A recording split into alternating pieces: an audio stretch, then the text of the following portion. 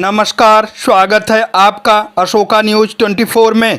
आपके साथ हूं मैं अशोक कुमार मौर्य। आइए आज की खबरों पर एक नज़र डालते हैं। सूर्य भगवान ने भी भीड़ तंत्र को रोक नहीं पाए। अखिलेश के रैली में ऐतिहासिक भीड़ गदगद हुए। राष्ट्रीय अध्यक्ष अखिलेश यादव। भीषण गर्मी में लोग पूर्व मुख्यमंत्री अखिलेश यादव की बातों को सुनने के लिए रहे उत्सुक। पूर्व सांसद बीजेपी रमेश बिंद मंच पर रहे आसीन। बीजेपी कार्यकर्ताओं की धड़कनें हुई तेज। अखिलेश यादव के जनसभा को और उनके बातों को सुनने के लिए लोगों में एक उत्सुकता रही। लोग उनके हेलीकॉप्टर को देखते रहे, निहारते रहे। जैसे ही आसमान से हेलीकॉप्टर नीचे की तरफ दिखने लगा, लोगों ने उत्साहपूर्वक नारा लगाने लगे। जैसे ही हेलीकॉप्टर जमीन पर उतरा कि पूर्व मुख्यमंत्री अखिलेश यादव हेलीकॉप्टर से निकल कर बाहर आए तो लोगों ने जयकारा लगाना शुरू कर दिया। उत्तर प्रदेश के जनपद भदोही में चुनाव प्रचार के लिए पहुंचे पूर्व मुख्यमंत्री अखिलेश यादव इंडिया गठबंधन से टीएमसी प्रत्याशी ललितेश त्रिपाठी के हाथों को मजबूत करने के लिए उनके पक्ष में मतदान करने की अपील किए। पूर्व मुख्यमंत्री अखिलेश यादव भदोही जनपद के रजपुरा के मैदान में लोगों को संबोधित करते हुए पीडीए गठबंधन को एक मजबूत गठबंधन बताया और इस बार पीडीए की सरकार बनने जा रही है। इसलिए मतदाताओं से अपील किया कि टीएमसी के प्रत्याशी ललितेश त्रिपाठी चुनाव निशान 2 डंडा के साथ 6 पाती को बटन दबाकर भारी बहुमत से विजयी बनाएं और संविधान बदलने वालों को जमानत जब्त करने के लिए भी कहा। बीजेपी के कार्यकर्ताओं को वह मुखिया के ऊपर जनता को गुमराह कर 10 साल तक सरकार चलाकर लोगों को रोजगार करने का भी काम किया। कोरोना काल में ताली थाली बजवाई, इलेक्ट्रोल बॉन्ड पर सरकार को घेरा। हर बड़ी कंपनी से वर्तमान सरकार डरा धमका कर धन उगाही किया। पहले चरण से ही इंडिया गठबंधन को लोगों का सपोर्ट, जन समर्थन मिल रहा है, जिससे भाजपा सरकार घबराई हुई है और अनाप शनाप बोल रही है। बीजेपी की गारंटी योजना में नोटबंदी में लोगों को लाइन में खड़ा किया। कोरोना काल में लोगों को इलाज के लिए मारा फिरना पड़ा। हिंदू मुस्लिम करके फिर वोट लेने के लिए हिंदू मुस्लिम आरक्षण या जन भावनाओं को अलगाववाद करने के लिए लोगों को उकसा रहे हैं। अब जनता उनके झूठ और फरेब में फंसने वाली नहीं है। अब जनता मूड बना चुकी है कि इंडिया गठबंधन की सरकार बनाएगी। इसके लिए लोगों का जन समर्थन मिल रहा है। इतनी कड़ी धूप में भदोही वासी एकत्रित होकर अपना जन समर्थन इंडिया गठबंधन को दे रहे हैं। इसके लिए हम तहे दिल से 78 भदोही वासियों को नमन करता हूं। इंडिया गठबंधन ने जो लोगों से वादा किया है उसको बखूबी निभाएंगे। इसके लिए हम लोग कटिबद्ध हैं।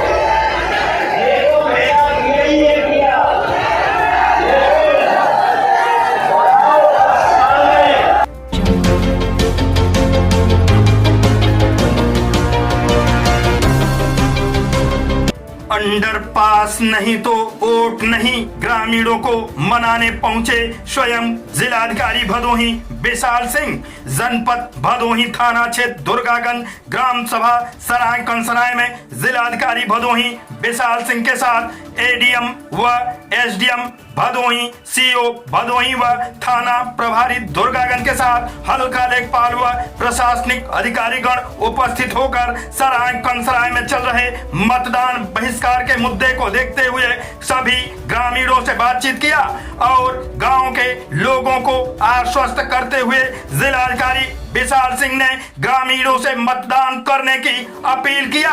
ग्रामीणों द्वारा जहां अंडरपास की मांग की गई है, जिला अधिकारी व अतिरिक्त जिलाधिकारी व उप जिलाधिकारी व क्षेत्राधिकारी के साथ अन्य प्रशासनिक अधिकारीगण मौके पर निरीक्षण करने पहुंचे और ग्रामीणों को आश्वासन दिए कि अंडरपास के लिए प्रशासनिक स्तर पर हमसे जो होगा सहयोग मदद करने के लिए बाध्य रहूंगा।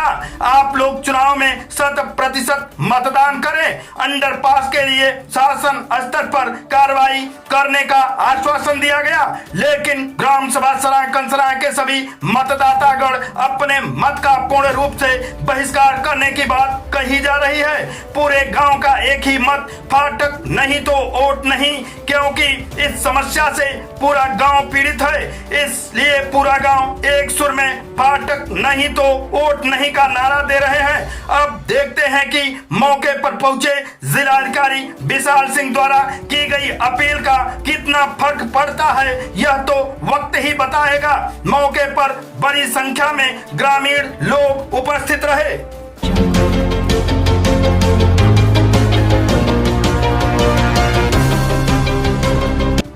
चुनाव धर्म युद्ध के साथ साथ कर्म युद्ध भी है। नीलिमा कटियार जनपद भदोही गोपीगंज क्षेत्र के केदारपुर में आयोजित एक कार्यक्रम में पूर्व शिक्षा मंत्री और कानपुर के कल्याणपुर विधायक नीलिमा कटियार ने लोगों को संबोधित करते हुए फिर से नरेंद्र मोदी को प्रधानमंत्री बनाने की बात कही। साथ में चुनाव को धर्म युद्ध के साथ साथ कर्म युद्ध भी बताया।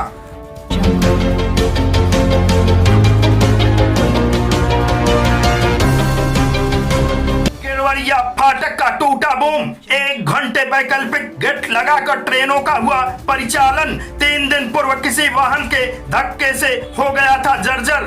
जनपद भदोही गोपीगंज कोतवाली क्षेत्र के अंतर्गत गोपीगंज नगर स्थित पूर्वोत्तर रेलवे के वाराणसी मंडल ज्ञानपुर रोड रेलवे स्टेशन के पूर्वी छोर स्थित केवड़िया रेलवे फाटक का बूम अचानक टूट गया, जिसके बाद वैकल्पिक गेट लगाकर लगभग 1 घंटे में दुरुस्त कर दिया गया।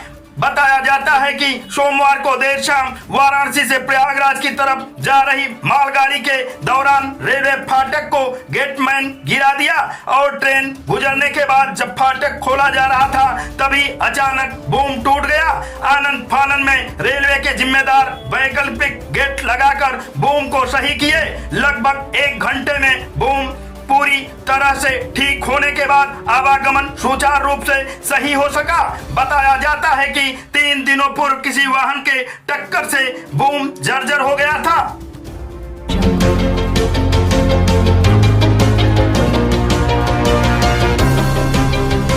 जनपद जौनपुर मछली शहर कोतवाली के कस्बे का है मामला।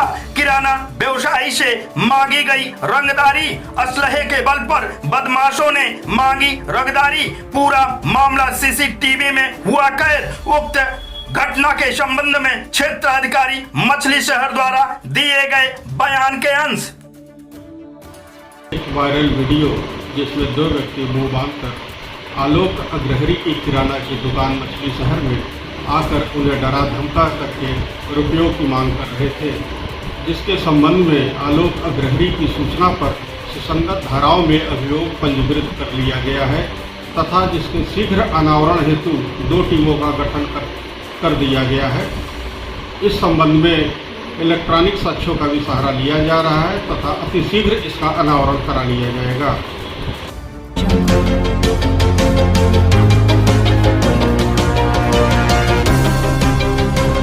जनपद भदोही 20 मई 2024 को भारत निर्वाचन आयोग के मंशानुरूप लोकसभा सामान्य निर्वाचन 2024 को स्वतंत्र, निष्पक्ष, पारदर्शी, शांतिपूर्ण व सकुशल ढंग से संपन्न कराने के लिए जिला निर्वाचन अधिकारी विशाल सिंह के मार्गदर्शन व पर्यवेक्षण में प्रभारी अधिकारी मुख्य विकास अधिकारी यशवंत कुमार सिंह ने विकास खंड भदोही के अंतर्गत ग्राम पंचायत सरबतखानी में बूथ चर्चा कार्यक्रम नेताजी नारायण इंटर कॉलेज में आयोजित की गई। 25 मई को लोकसभा चुनाव के छठे चरण में 78 भदोही सीट पर अपना मत डालने के लिए प्रेरित किया गया। आज की फटाफट खबरें समाप्त हुआ, फिर मिलते हैं ऐसे ही बेबाक खबरों को लेकर। तब तक के लिए नमस्कार।